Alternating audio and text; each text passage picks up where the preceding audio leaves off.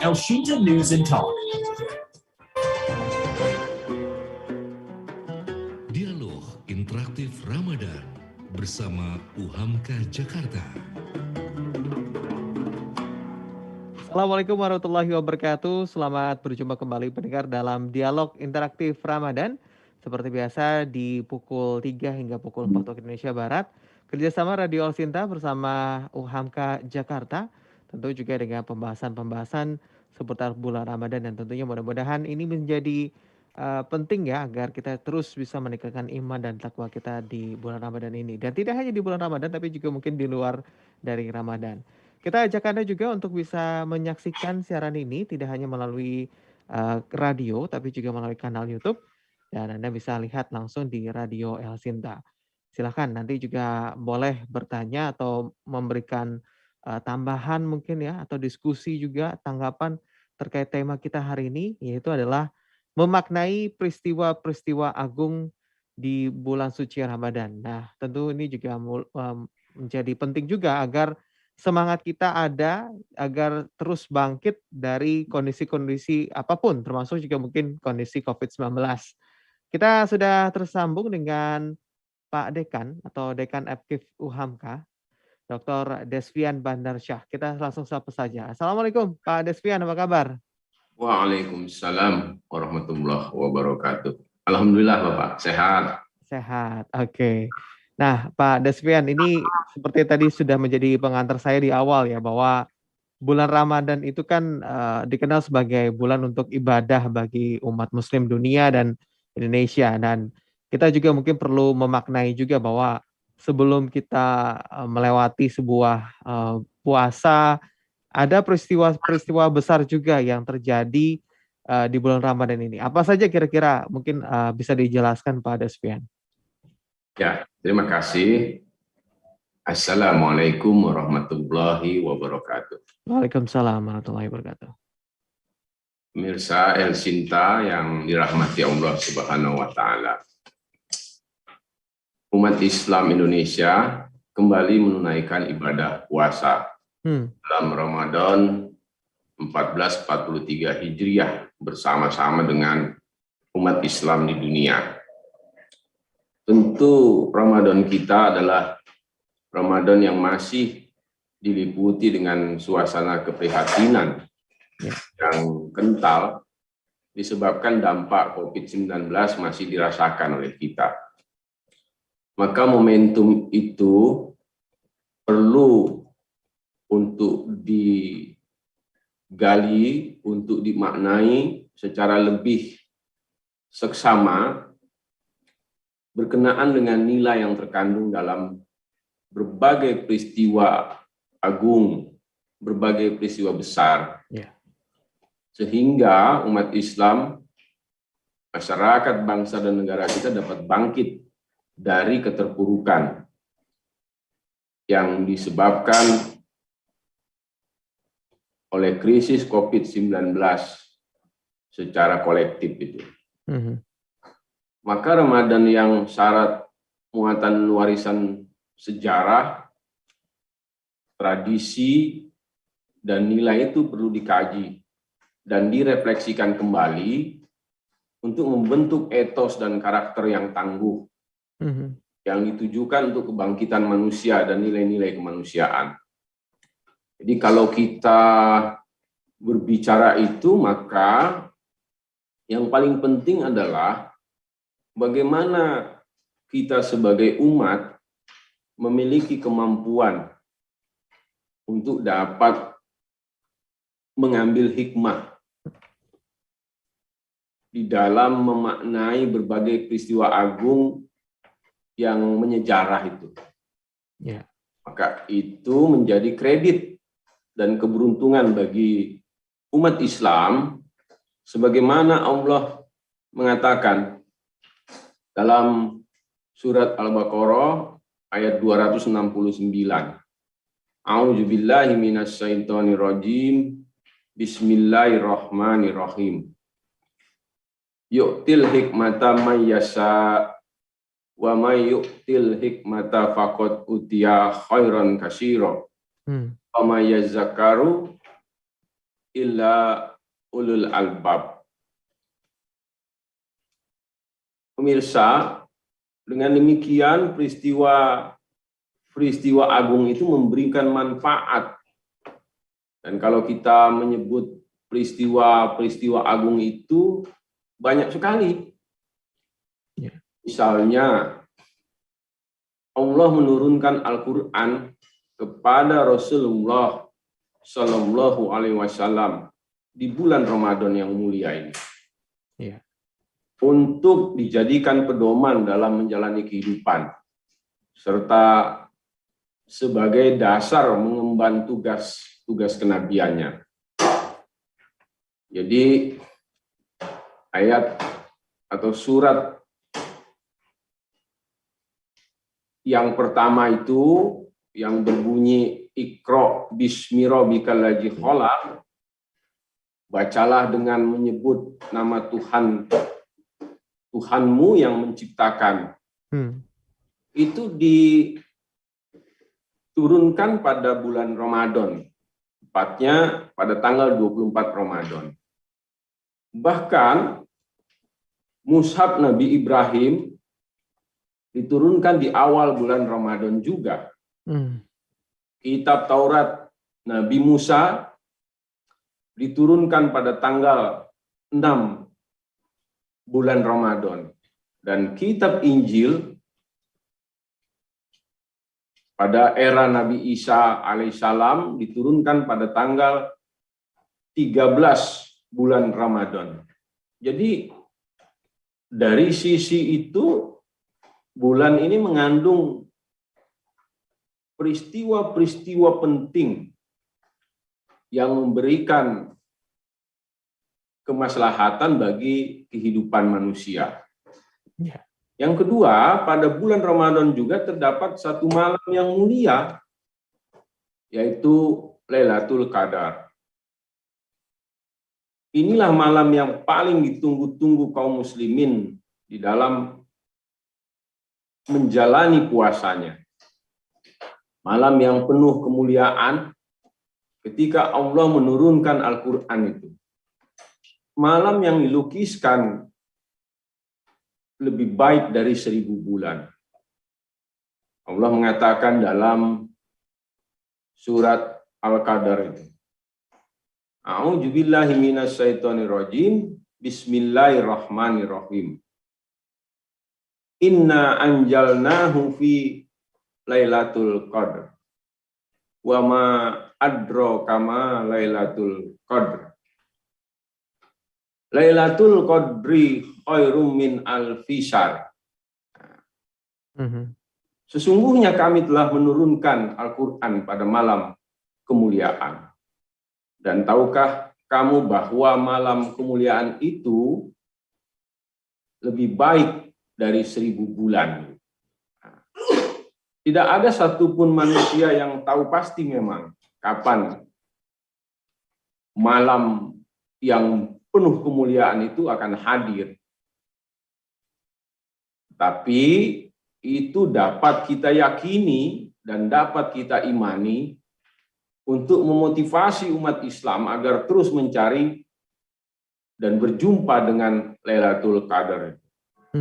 Terutama pada saumnya di bulan Ramadan. Lalu yang berikutnya, para pemirsa Radio El Sinta yang dimuliakan Allah. Di bulan Ramadan itu terjadi perang yang paling dahsyat yang pernah dialami umat Islam, yaitu Perang Badar. Dan Allah memberikan pertolongannya kepada umat Islam dalam perang dimaksud. Perang ini merupakan perang pertama dalam sejarah umat Islam yang menandai kejayaan umat Islam. Perang itu sangat menentukan bagi keberlanjutan dakwah Rasulullah Muhammad Sallallahu Alaihi Wasallam. Itu terjadi pada tanggal 17 Ramadan tahun kedua Hijriah. Dalam Perang Badar, Nabi Muhammad membawa 313 pasukan Muslim dengan senjata perang yang sangat minim. Sedangkan lawannya memiliki 950 pasukan dan dilengkapi dengan persenjataan yang sangat cukup. Itu saja sudah menggambarkan betapa sebenarnya perang itu tidak seimbang. Tetapi dalam perang itu kemudian umat Islam memperoleh kemenangan. Kenapa bisa menang? Karena umat Islam memiliki komitmen, memiliki keberanian, dan memiliki disiplin, serta tentu saja keimanan bahwa peperangan itu bisa dimenangkan oleh mereka. Itulah yang terjadi. Berikutnya, pemirsa, peristiwa Fatu Mekah atau pembebasan kota Mekah yang terjadi pada 20 Ramadan tahun ke-8 Hijriah. Peristiwa penaklukan kota Mekah ini disebabkan karena pelanggaran yang dilakukan oleh orang-orang yang tinggal di Mekah pada masa itu, yaitu melanggar perjanjian Hudaibiyah. Lalu kemudian Nabi mempersiapkan dirinya dan umat Islam untuk melakukan penaklukan. Tetapi penaklukan tidak pernah dilakukan dengan peperangan. Nah, Nabi dengan 10.000 prajuritnya menuju kota Mekah. Lalu membagi pasukannya menjadi 4. Mereka dilarang untuk membunuh kecuali kalau mereka diperangi. Dan kemudian pasukan Muslim menaklukkan kota Mekah tanpa peperangan, tanpa pertumpahan darah setitik pun. Nah, tentu saja, pemirsa sekalian, apa yang terjadi di bulan suci Ramadan ini tidak seluruhnya merujuk kepada peristiwa-peristiwa yang berlangsung dalam khasanah sejarah umat Islam. Tetapi juga kita bisa merujuk dalam peristiwa agung yang berlangsung di negara kita Indonesia. Peristiwa yang sangat penting yang menentukan jalannya sejarah bangsa kita. Bahwa di bulan Ramadan terjadi peristiwa kemerdekaan Republik Indonesia. Kemerdekaan yang menjadikan Indonesia lepas dari kolonial Belanda.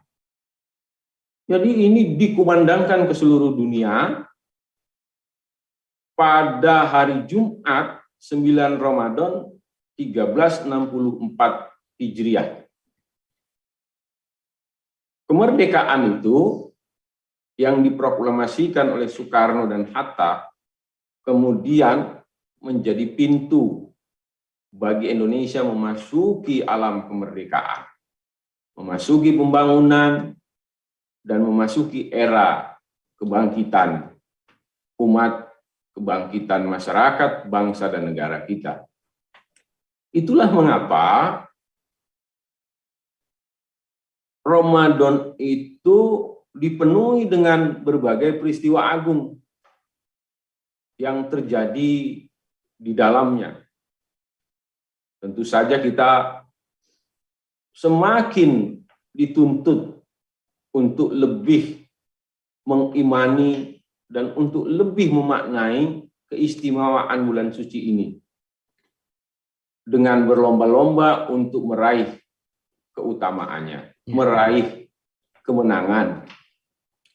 Saya kira itu, Bapak, yang bisa saya sampaikan. Ya.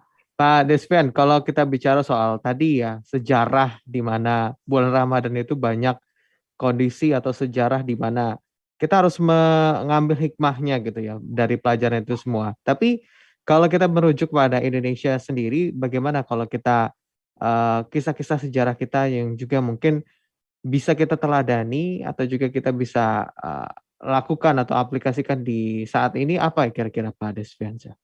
Ya,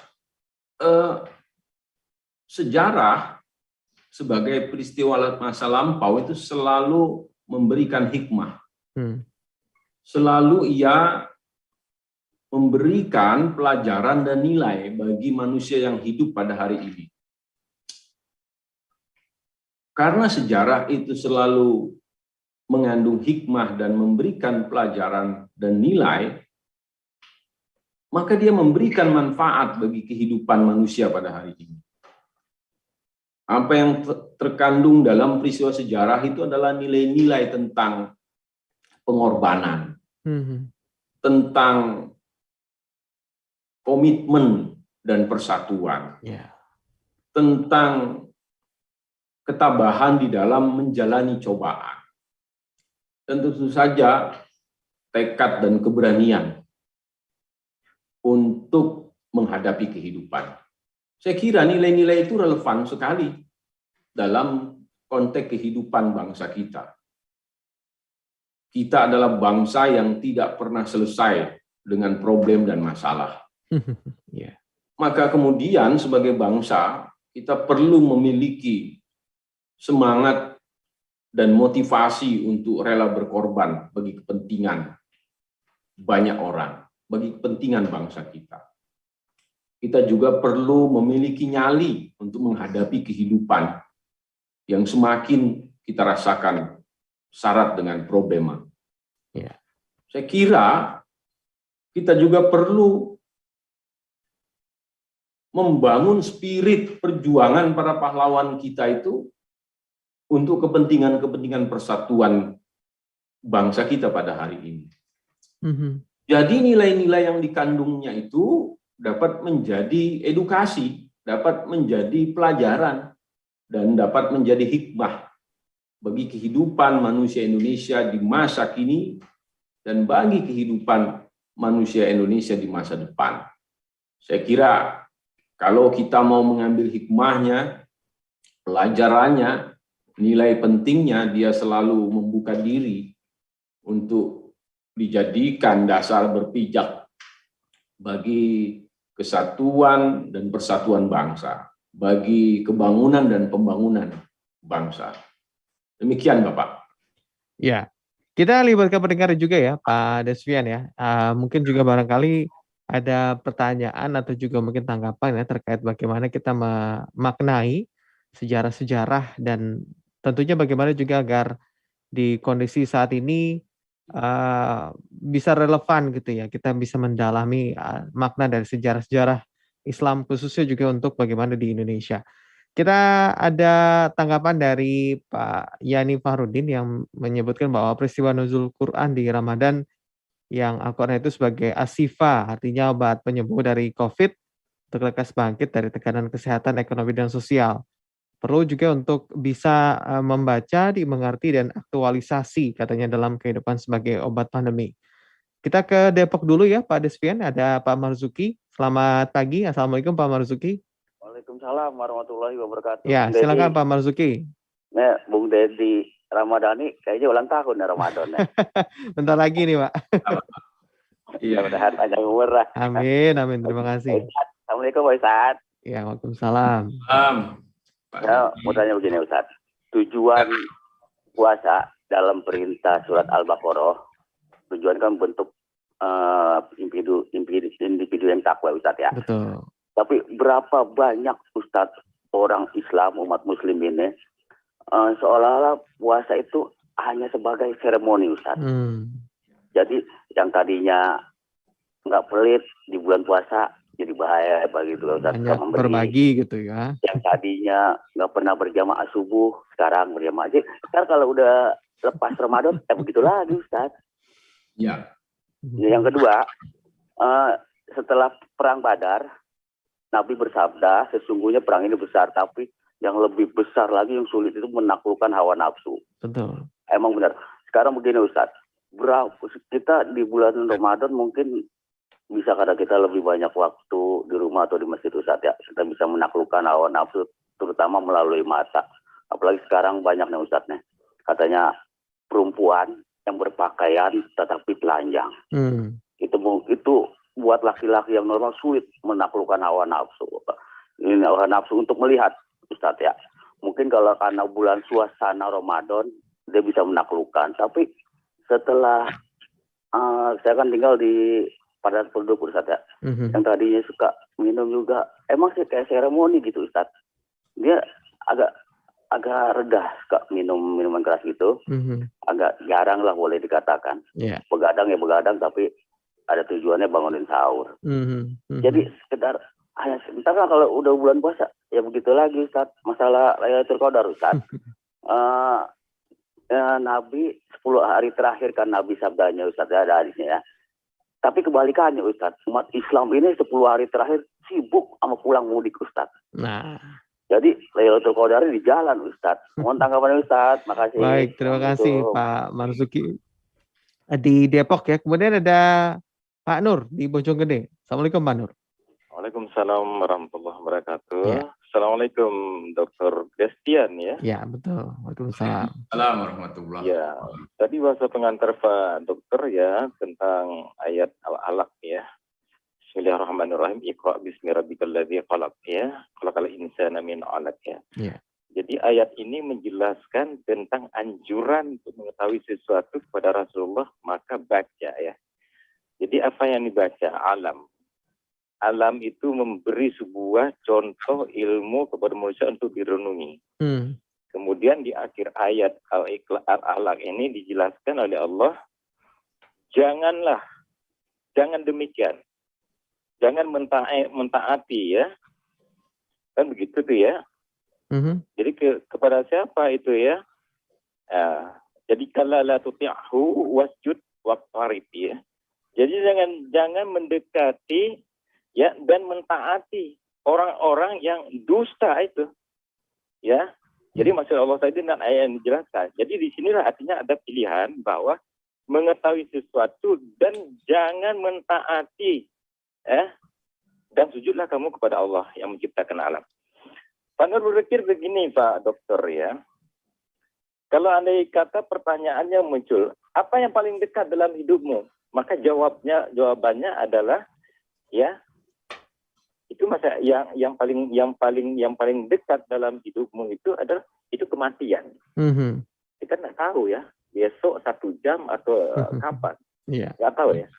Kemudian pertanyaan apa yang paling jauh dalam hidupmu? Ya. Halo, Pak Nur. Oke, nama kita terputus ya Pak Nur ya. Ini menarik sebenarnya, tapi mungkin nanti bisa ditambahkan ya Pak Nur melalui WA ya. Apa yang jauh dari hidupmu ini apa nih? Oke, kemudian kita ke Depok dulu juga ada Pak Faisal. Assalamualaikum Pak Faisal. Waalaikumsalam Mas Dedi. Waalaikumsalam. Silakan Pak Faisal. Pak Ustadz mohon penjelasannya kaitannya surat Al-Aqsa dengan yang setiap hari kita selalu baca setiap sholat itu, yang inna sholati wa nusuki wa mahyaya wa mamati lillahi rabbil alamin. Itu kita selalu bersumpah hampir setiap 5 waktu, tapi mengapa perbuatan baik itu puasa, apalagi 11 bulan setelah puasa ini masih juga sudah berserah dengan Allah, tapi tidak mencerminkan itu. Contoh-contoh masih banyak lah mungkin perbuatan-perbuatan yang dilakukan di bulan puasa ini. Dan yang kedua tentang dari ihdinas siratal mustaqim, jalan yang lurus yang bagi siapa Ustaz? Mohon penjelasannya supaya nanti kita lebih mengerti dan paham lurusnya itu buat siapa gitu. Karena sama juga puasa panggilannya ya ayyuhalladzina amanu, orang-orang beriman gitu. Mohon penjelasannya Ustaz. Baik. Terima kasih. Terima kasih. Waalaikumsalam warahmatullahi wabarakatuh. Nah, ini kita sambung lagi ya Pak Nur ya, tadi sempat terputus ya Pak Nur. Silakan Pak Nur. Adik maaf ya. Ya, malulah buatan manusia ya. Pak Dokter, jadi lanjutan yang tadi Pak Nur sampaikan, jadi apa yang paling jauh dalam hidupmu itu adalah masa lalumu, sejarah. Ya, ini kan kita sedang membahas masalah sejarah nih ya. Jadi itu masa lalu itu tidak akan terulang. Jadi oleh karenanya ya belajarlah dari sejarah. Makanya dalam Al-Quran itu syarat 60% kurang lebih ya sejarah-sejarah yang dimuat oleh Allah, contoh toladan, bukan linas bagi manusia. Dari sejarah hidup Nabi ya, begini kaumnya, begini kelompoknya, begini penentangannya, begini keingkarannya ya. Nah kemudian dalam hal-hal seperti ini ada satu pertanyaan terakhir bagi kita sebagai seorang muslim atau mukmin. Apa yang paling gampang dalam hidupmu? Meninggalkan sholat. Ya, itu paling gampang itu Pak. Jadi disinilah amanah billahi wa malaikatihi wa kutubihi wa rusulihi ya. Beriman kepada Allah, beriman kepada malaikat, beriman kepada kitabnya, beriman kepada rasul-rasulnya. Dari sanalah kita ambil pedoman-pedoman dalam hidup. Nah, di sanalah akan kita pelajari apa dan bagaimana dengan berpikir yang disampaikan di dalam ayat kitab suci Al-Quran. Kalau hal-hal itu tidak ada, akan jomplang kita dalam kehidupan demikian. Assalamualaikum warahmatullahi wabarakatuh. Waalaikumsalam warahmatullahi wabarakatuh. Wah, ini banyak sekali ulasan yang harus kita bahas mungkin ya Pak Deswian ya. Ini terkait dengan tadi Pak Marzuki, kemudian ada juga Pak Nur, kemudian ada Pak Faisal. Mungkin bisa langsung ditanggapi Pak Deswian. Ya, terima kasih Pak Marzuki, Pak Nur, dan Pak Faisal. Yang pertama, bahwa puncak atau tujuan dari berpuasa adalah mencapai la'allakum tattaqun. Menjadi manusia yang bertakwa. Menjadi manusia yang bertakwa itu tidak mudah. Nah, proses puasa kita dan seluruh ibadah kita itu ditujukan untuk menjadikan kita sebagai manusia yang bertakwa. Bahkan kita selalu berdoa agar ketika kita mati, kita tidak mati kecuali dalam keadaan bertakwa. Nah, saya kira itu mengisyaratkan bahwa takwa itu adalah satu proses panjang. Yang di dalam proses itu sendiri kita perlu menjaga dan memelihara.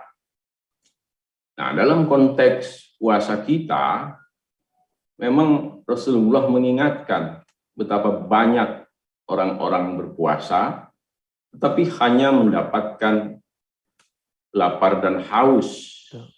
Karena puasanya itu tidak mampu mengendalikan berbagai syahwat atau keinginan-keinginan yang menjadi kebiasaan dalam kehidupan. Itu memang bukan perkara mudah. Maka Allah melukiskan, Rasulullah mengatakan bahwa selepas kemenangan perang Badar, Rasulullah mengatakan bahwa perang ini belum seberapa jika dibandingkan dengan perang yang terjadi di dalam diri anak manusia, yaitu perang melawan nafsunya. Bapak dan Ibu pemirsa El Sinta yang dirahmati Allah, maka kemudian puasa kita itu memang harus bisa merubah diri kita, cara berpikir kita, lalu kemudian kita bisa memelihara diri dan cara berpikir itu secara berkelanjutan. Maka puasa itu harus dihubungkan dengan apa yang menjadi dimensi-dimensi transendental, dimensi ketuhanan itu. Karena memang Allah yang memerintahkan puasa itu. Di sisi lain juga dia harus bisa membebaskan, meliberasikan manusia yang berpuasa itu. Jadi manusia yang berpuasa itu harus bisa membebaskan diri dari belenggu nafsunya, dari belenggu keinginan-keinginan duniawinya itu. Dan yang ketiga, puasa itu harus terhubungkan dengan dimensi-dimensi humanisasi itu. Puasa kemudian mendorong kita untuk berbagi, untuk merasakan lapar dan haus dari kelompok masyarakat saudara kita yang termarginalkan dari sisi ekonomi. Saya kira ketiga dimensi itulah yang akan mengantarkan kita kepada la'allakum tattaqun, kepada ketakwaan. Dan saya garis bawahi bahwa ketakwaan itu harus dipelihara, dirawat secara terus-menerus. Sehingga selepas Ramadan, kita tidak kembali kepada perilaku-perilaku sebelum Ramadan. Karena perilaku sebelum Ramadan itu dihadirkan oleh dunia di hadapan kita ini. Kecenderungan orang 10 hari pertama itu kan kita tahu itu dalam menjalani puasa orang cenderung memenuhi masjid dalam melaksanakan tarawih. 10 hari kedua orang cenderung mulai meninggalkan masjid dan tidak melaksanakan tarawih kecenderungan. 10 hari ketiga betul-betul hampir sebagian besar umat Islam itu kemudian tidak lagi memasuki masjid, tetapi memasuki mall, pesan tiket pulang mudik, lalu kemudian ritual yang bersifat transendental itu kemudian menjadi ritual yang bersifat duniawi. Yang itu tidak bisa melepaskan diri dari keinginan dan syahwatnya. Saya kira ini yang sudah diingatkan oleh Rasulullah. Betapa banyak orang-orang yang berpuasa hanya mendapatkan lapar dan haus. Yang kedua, apa yang disampaikan oleh Pak Mansur ya, Pak Nur. Pak Nur, terima kasih sekali. Memang betul bahwa ayat Allah tentang Iqra itu, bacalah dengan menyebut nama Tuhanmu itu dalam rangka untuk memahami dan mendekatkan diri kepada Allah. Dalam rangka untuk memahami sesungguhnya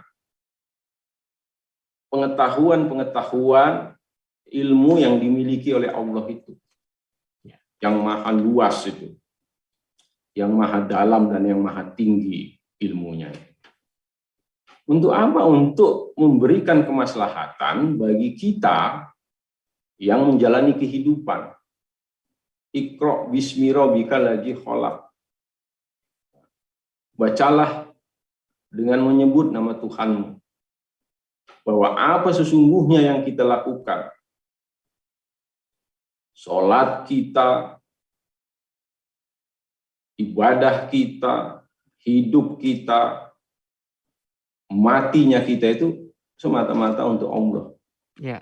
Karena Allah menciptakan manusia itu tidak lain agar beribadah kepadanya. Jadi itu yang dikatakan Allah. Maka kemudian bagian terpenting dari perintah membaca ini adalah membaca tanda-tanda kebesaran Allah yang berserakan di semesta jagat raya ini, baik yang tertulis maupun yang tersirat. Ayat-ayat Allah itu berserakan. Sepanjang kita kemudian mampu memahaminya, kemudian di dalam diri, hati, dan perasaan kita itu ada rasa takut, ada rasa taat, dan ada rasa mencintai. Saya kira ini yang penting yang perlu kita garis bawahi. Ya. Yang terakhir, Pak Dani ya. Pak Faisal. Ya? Pak Faisal. Pak Faisal, itu kan kurang lebih sama dengan yang pertama. Yeah. Bahwa puasa kita itu dalam rangka meningkatkan ketakwaan. Puasa kita itu ditujukan untuk menjadikan diri kita sebagai manusia yang bertakwa. Ya ayyuhalladzina amanu kutiba alaikumusiyam kama kutiba alal ladzina min qablikum la'allakum tattaqun. Bahwa diwajibkan atas manusia, atas orang-orang yang beriman berpuasa sebagaimana orang-orang sebelum kita, sebelum kamu, agar kita bertakwa. Nah, tapi seperti dikatakan tadi, menjalani puasa untuk sekedar menahan lapar dan haus itu bukan pekerjaan yang sulit. Saya kira sepanjang orang kemudian memiliki kesadaran fisik, kesehatan fisik, lalu kemudian juga bisa melakukan sahur dengan baik dan berbuka dengan baik, dia akan memenuhi jadwal puasa yang 1 bulan itu. Tetapi kesehatan fisik itu hanya bagian-bagian lahiriah yang menjadikan orang bisa menjalani puasa. Yang paling penting, yang jauh lebih penting adalah kesehatan mentalnya, kesehatan spiritual, untuk menjaga dirinya sepanjang ritual Ramadan itu dilaksanakan. Dia tidak boleh melakukan pekerjaan-pekerjaan yang diharamkan di waktu saum, setelah terbitnya matahari dan tenggelamnya matahari. Itu bukan pekerjaan mudah, apalagi kalau kita hidup di kota besar. Kita mengendarai kendaraan, motor atau mobil, lalu tiba-tiba ada kendaraan orang melintas tanpa bisa kita duga, itu kita sudah punya rasa marah itu. Dan itu tentu mengganggu puasa kita. Apalagi kalau kemudian kita jalan ke kota-kota di mana mal-mal itu berada, tampilan masyarakat, terutama kaum Hawa itu, yang terbuka misalnya, itu kalau kita lihatnya dengan rasa sir, itu juga akan menghilangkan pahala puasa kita. Maka Rasulullah itu mengingatkan manusia yang berpuasa itu, bahwa puasa mereka itu hanya akan mendapatkan lapar dan haus manakala mereka tidak bisa mengendalikan dirinya untuk memelihara syahwatnya dalam pengertian-pengertian meredamnya. Demikian, Bapak. Ya, ini ada pendengar kembali, ada Pak Haris di Cengkareng ya, kita terima kembali. Halo, Pak Haris, Assalamualaikum. Warahmatullahi wabarakatuh. Ya. Bung Dedi dan Bapak Dekan UHAMKA, Bapak Destian ya. Iya, betul. Profesor Destian. Saya itu bersyukur nih, Pak Dekan, bisa membuktikan kebenaran Al-Quran dan Al-Hadis. Alhamdulillah. Ya, dan tapi ini sebuah peristiwa besar juga yang pernah saya alami bisa sampai ke sini. Yaitu sebuah hadis yang 14 abad 43 tahun lalu berbunyi sayatu ala nasi zamanun layabqa minal islamu ilasmuhu wala minal qur'ani ila rasmuhu. Akan datang satu zaman di mana Islam itu tidak ada kecuali tinggal nama dan ritualnya. Dan di Quran juga tidak ada yang paham kecuali tinggal tulisannya. Ini kan peristiwa besar ini menurut saya ini Pak Dekan ya. Nah, buktinya adalah ini empiris ini Pak Dekan. Di semua lembaga pendidikan itu menolak kalau dikatakan Al-Quran itu hudalinnas. Maka di semua orang kalau kita tanya di jalan aja, Mas, Quran itu untuk siapa? Oh, untuk umat Islam. Ini tanpa kita sadari, kita telah menolak.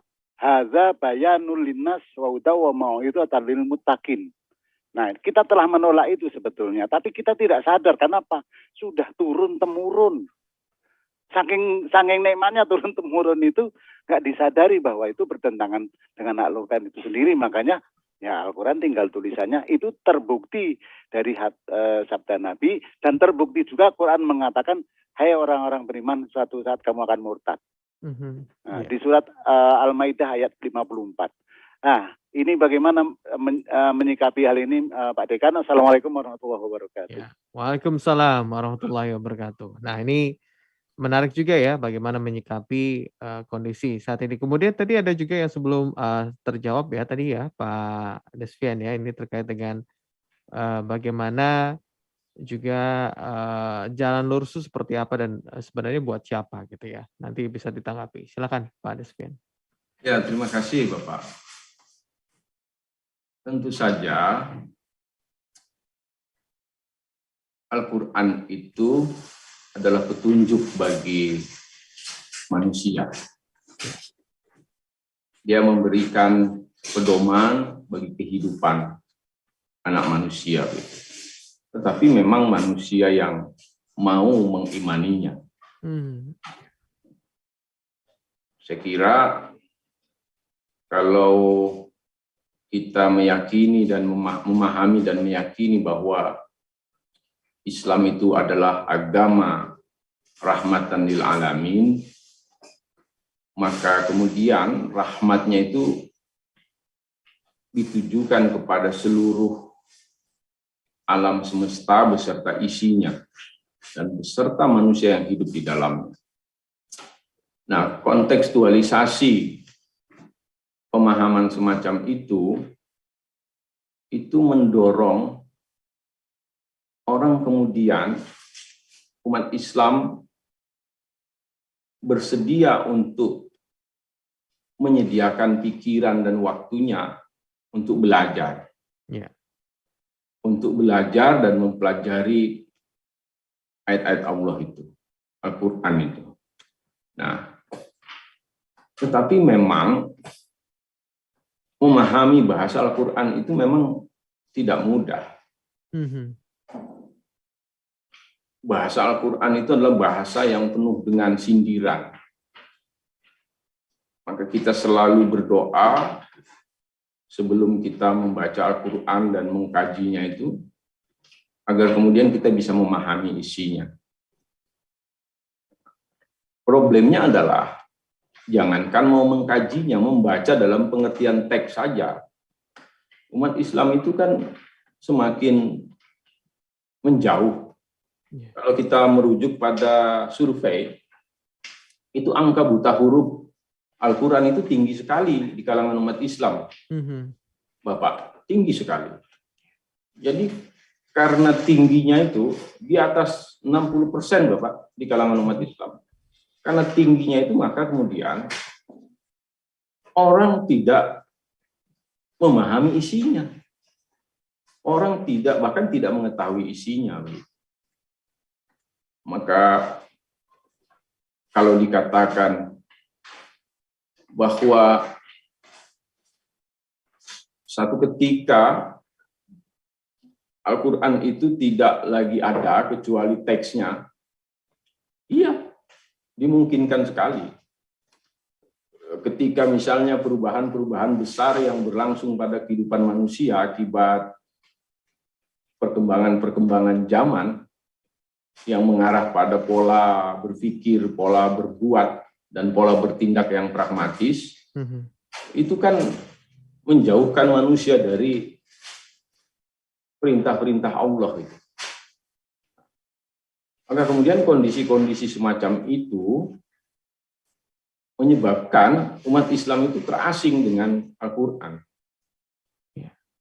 Yang paling sederhana saja, yang paling mudah untuk kita cerna misalnya. Al-Quran itu selalu memerintahkan umat Islam itu untuk berpikir, ya, untuk mempelajari ilmu.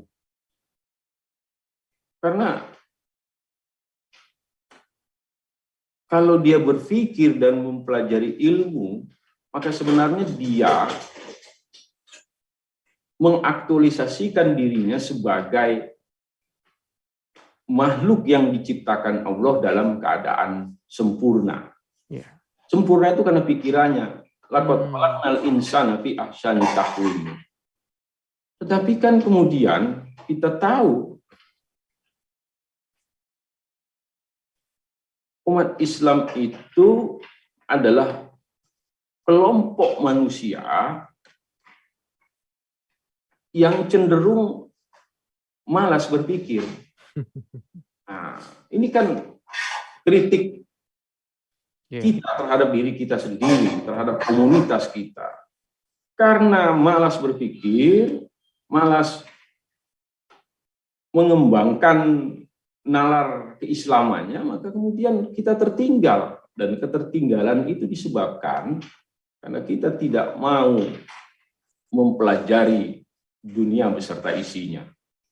Bahkan kita juga tidak mau mempelajari akhirat beserta perintah-perintah Tuhannya.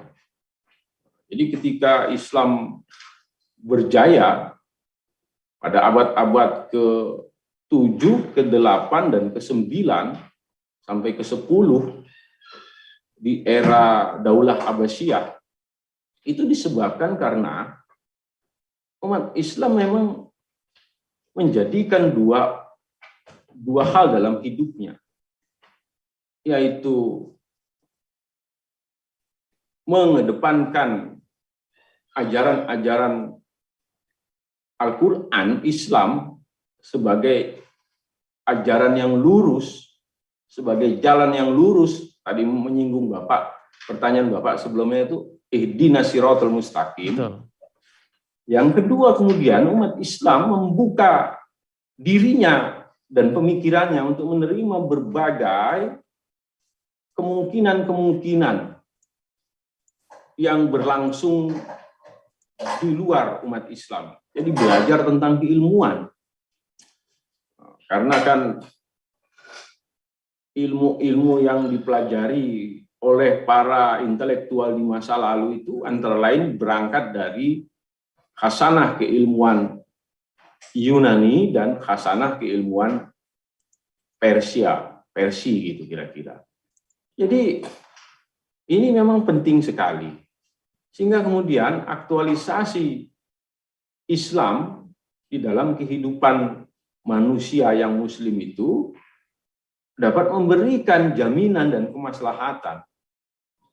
Kalau aktualisasi Islam itu memberikan jaminan dan kemaslahatan, maka sesungguhnya umat Islam itu kan on the track begitu loh, berada di jalan yang lurus tadi, jalan yang diridhoi Allah itu. Kenapa? Karena dia mengamalkan prinsip-prinsip, nilai dan ajaran Islam itu.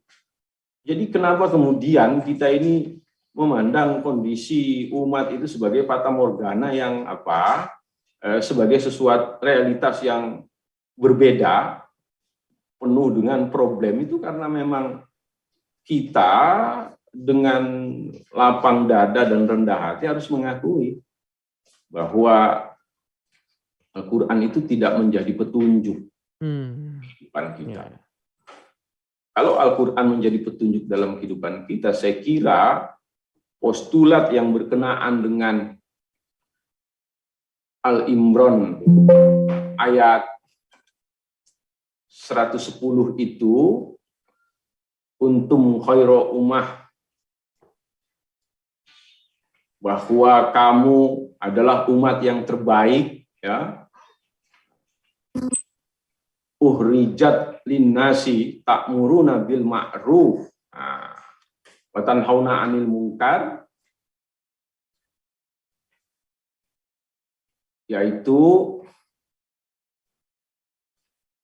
umat yang terbaik yang dilahirkan untuk manusia, yang menyuruh berbuat yang ma'ruf dan mencegah yang mungkar. Wa tu'minuna billah, dan beriman kepada Allah. Itu berlangsung. Kan kalau kita merujuk pada postulat Al-Imran ayat 110 ini, kenapa tidak mewujud? Padahal kita adalah kuntum khairu ummah, itu umat yang terbaik itu karena kita tidak mempelajari Al-Quran dalam pengertian-pengertian yang holistik, yang menyeluruh. Yang kita ambil itu dimensi-dimensi transendennya, tapi dimensi keduniawiannya itu tidak bisa diambil. Bahkan jangan-jangan tidak mau mengambilnya. Kita tidak mungkin bisa menjadi umat yang terbaik tanpa menguasai ilmu dunia. Karena Rasulullah mengatakan, kalau kau ingin selamat di dunia, maka kau harus menguasai ilmu dunia. Dan kalau kau ingin selamat di dunia, kau juga harus menguasai ilmu akhiratnya. Kalau kau ingin selamat di akhirat, kau harus menguasai ilmu akhirat. Baik. Kalau kita ingin selamat di dua kehidupan itu, kata Rasulullah, ya kita harus menguasai kedua-duanya. Nah, saya kira itu. Ya, Pak Desvian, ini tentu juga sebenarnya juga menjadi sebuah momentum juga ya, agar kita semakin lebih baik memandang sebuah sejarah dan terus belajar ya, agar jangan sampai apa yang kita dapatkan dari informasi apa yang tadi dijelaskan oleh Pak Desvian ini tidak memberikan perubahan, tapi justru harusnya ini menjadi sebuah peringatan atau mungkin juga menjadi muhasabah juga untuk kedepannya menjadi lebih baik. Pak Desvian, terima kasih atas waktu dan penjelasannya. Terima kasih, selamat pagi Pak Desvian. Assalamualaikum. Selamat pagi, waalaikumsalam warahmatullahi wabarakatuh. Baik, pendengar, kita baru saja berbincang dengan Pak Desvian Bandarsyah, Dekan FKIP UHAMKA, terkait dengan memaknai peristiwa-peristiwa agung pada bulan suci Ramadan. Dan pastikan juga untuk Anda, jangan lupa juga untuk terus mengikuti dialog interaktif Ramadan yang merupakan juga kerjasama Radio Al-Sinta bersama UHAMKA Jakarta. Saya pamit, Bapak. Assalamualaikum. Dialog interaktif Ramadan bersama UHAMKA Jakarta.